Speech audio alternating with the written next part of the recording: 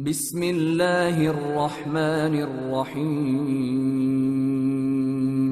شروع اللہ کا نام لے کر جو بڑا مہربان نہایت رحم والا ہے۔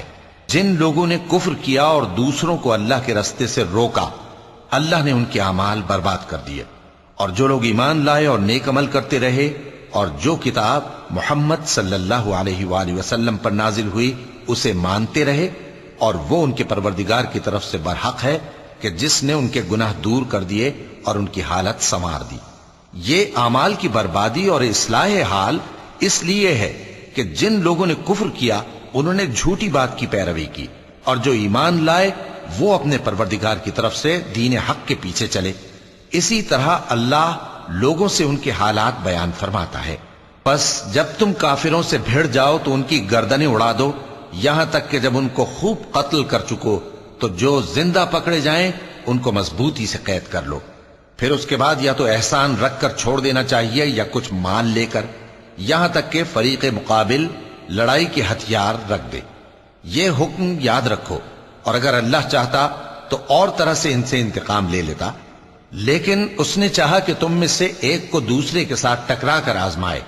اور جو لوگ اللہ کی راہ میں مارے گئے ان کے اعمال کو وہ ہرگز ضائع نہیں کرے گا، بلکہ ان کو سیدھے رستے پر چلائے گا اور ان کی حالت درست کر دے گا، اور ان کو بہشت میں جس سے ان کو پہلے سے واقف کر دیا ہے داخل کرے گا۔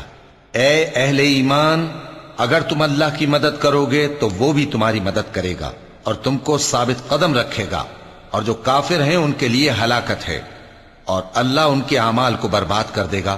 یہ اس لیے کہ اللہ نے جو چیز نازل فرمائی انہوں نے اس کو ناپسند کیا، تو اللہ نے ان کے اعمال اکارت کر دیے۔ کیا انہوں نے ملک میں سیر نہیں کی تاکہ دیکھتے کہ جو لوگ ان سے پہلے تھے ان کا انجام کیسا ہوا؟ اللہ نے ان پر تباہی ڈال دی، اور اسی طرح کا عذاب ان کافروں کو بھی ہوگا۔ یہ اس لیے کہ جو مومن ہیں ان کا اللہ کارساز ہے اور کافروں کا کوئی کارساز نہیں۔ جو لوگ ایمان لائے اور عمل نیک کرتے رہے ان کو اللہ بہشتوں میں جن کے نیچے نہریں بہ رہی ہیں داخل فرمائے گا، اور جو کافر ہیں وہ فائدے اٹھاتے ہیں اور اس طرح کھاتے ہیں جیسے حیوان کھاتے ہیں، اور ان کا ٹھکانہ دوزخ ہے۔ اور بہت سی بستیاں تمہاری بستی سے جس کے باشندوں نے تمہیں وہاں سے نکال دیا زور و قوت میں کہیں بڑھ کر تھیں، ہم نے ان کو برباد کر دیا اور ان کا کوئی مددگار نہ ہوا۔ بھلا جو شخص اپنے پروردگار کی مہربانی سے کھلے رستے پر چل رہا ہو وہ ان کی طرح ہو سکتا ہے جن کے اعمال بد انہیں اچھے کر کے دکھائے جائیں، اور جو اپنی خواہشوں کی پیروی کریں۔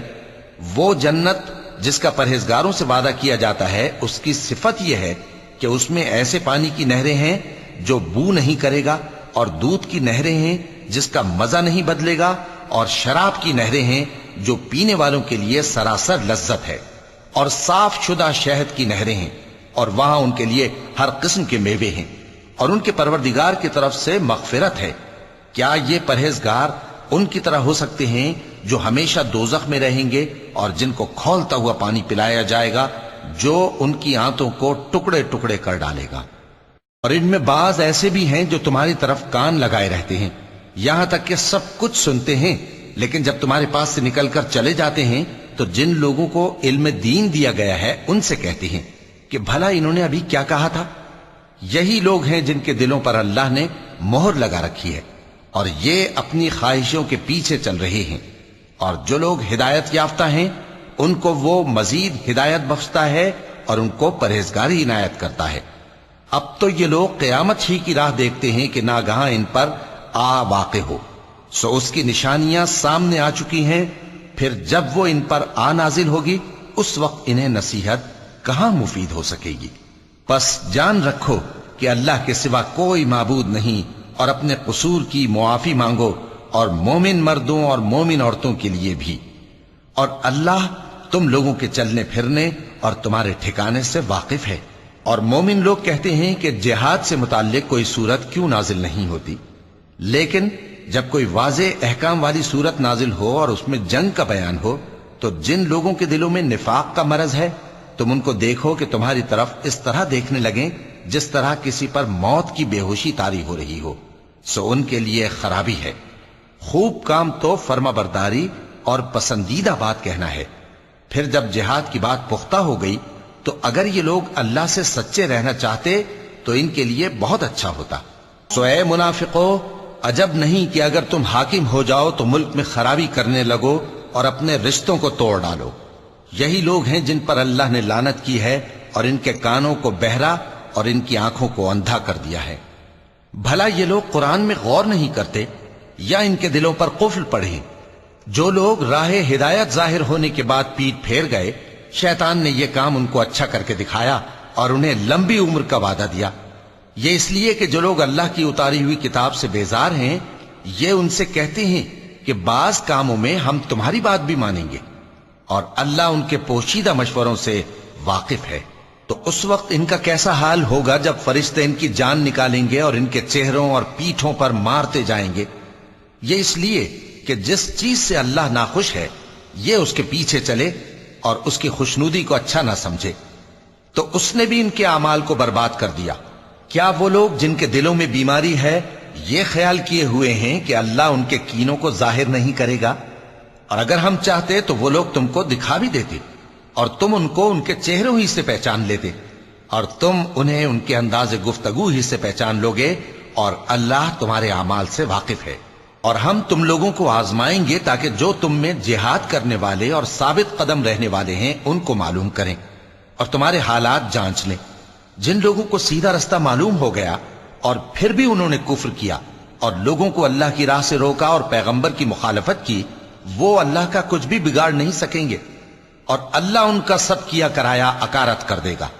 مومنوں، اللہ کا حکم مانو اور پیغمبر کی فرما برداری کرو اور اپنے اعمال کو ضائع نہ کرو۔ جو لوگ کافر ہوئے اور دوسروں کو اللہ کے راستے سے روکتے رہے پھر کافر ہی مر گئے، اللہ ان کو ہرگز نہیں بخشے گا۔ تو مسلمانوں، تم ہمت نہ ہارو اور دشمنوں کو صلح کی طرف نہ بلاؤ، اور تم ہی غالب رہو گے، اور اللہ تمہارے ساتھ ہے، وہ ہرگز تمہارے اعمال کو کم اور ضائع نہیں کرے گا۔